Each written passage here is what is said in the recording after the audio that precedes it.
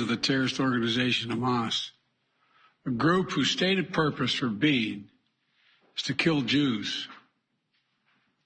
This was an act of sheer evil.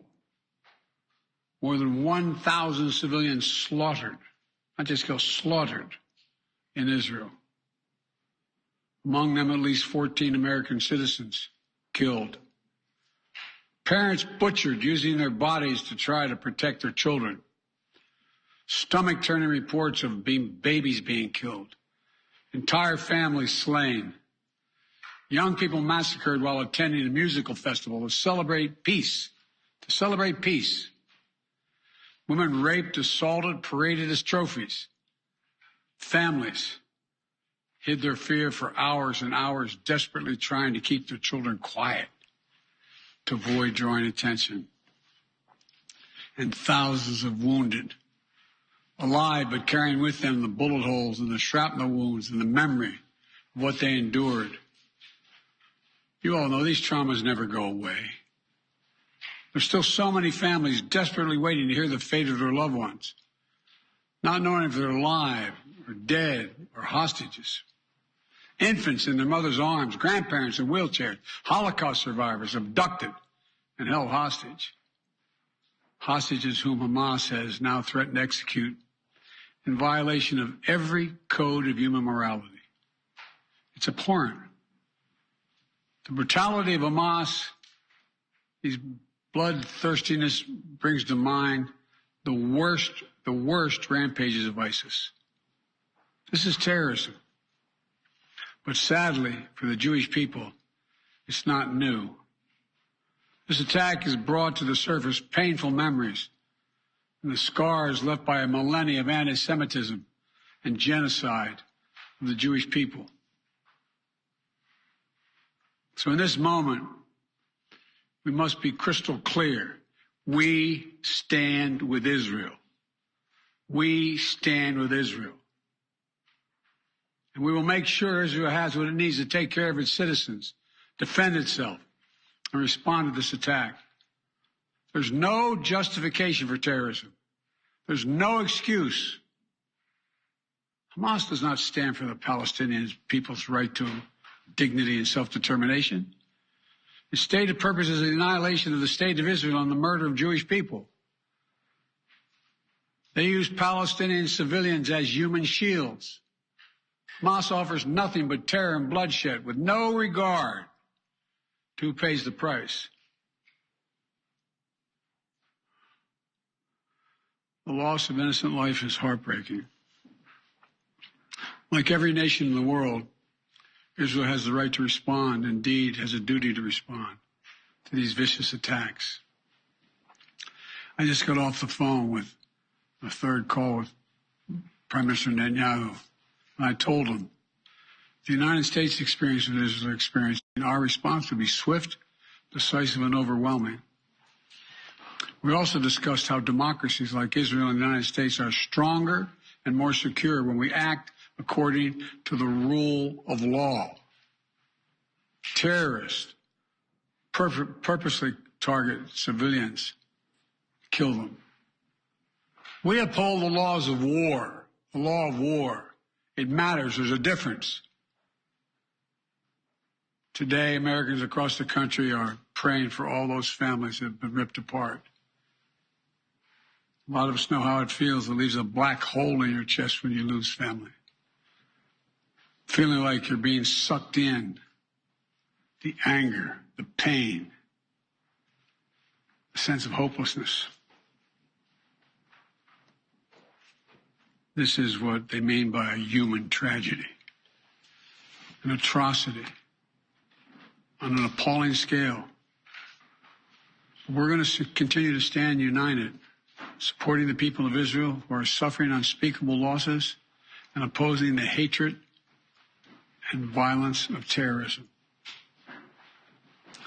My team has been in near constant communication with our Israeli partners and partners all across the region and the world from the moment this crisis began.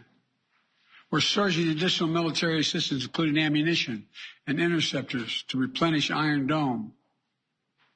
We're going to make sure that Israel does not run out of these critical assets to defend its cities and its citizens. My administration has consulted closely with Congress throughout this crisis. And when Congress returns, we're going to ask them to take urgent action to fund the national security requirements of our critical partners. This is not about party or politics. This is about the security of our world, the security of the United States of America. We now know that American citizens are among those being held by Hamas.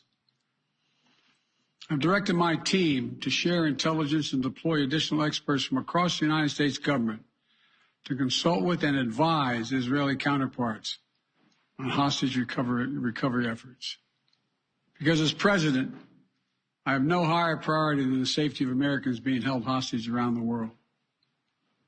The United States has also enhanced our military force posture in the region to strengthen our deterrence.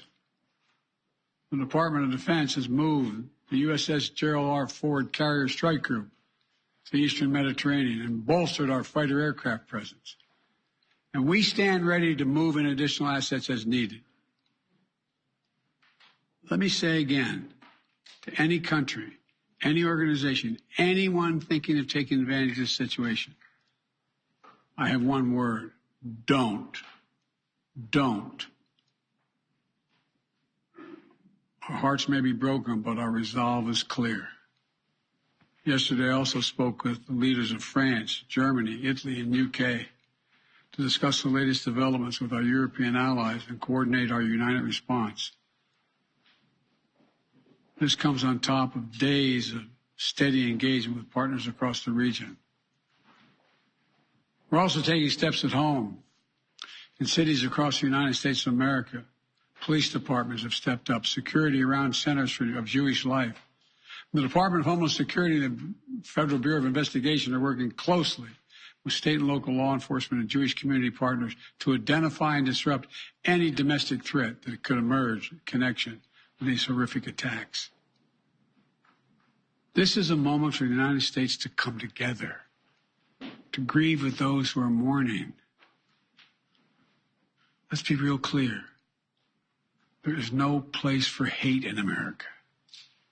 Not against Jews, not against Muslims, not against anybody. We reject. What we reject is terrorism.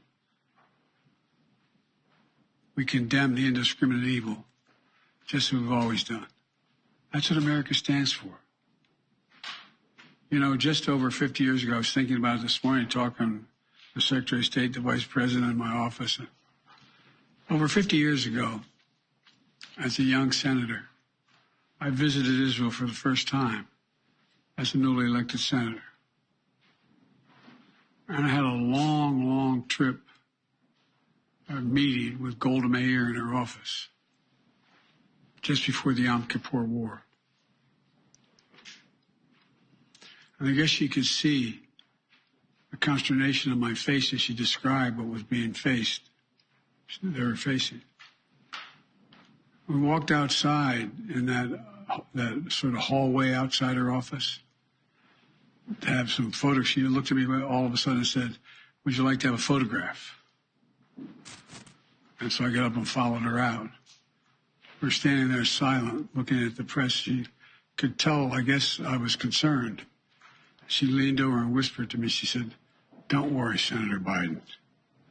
We have a secret weapon here in Israel." My word is what she said.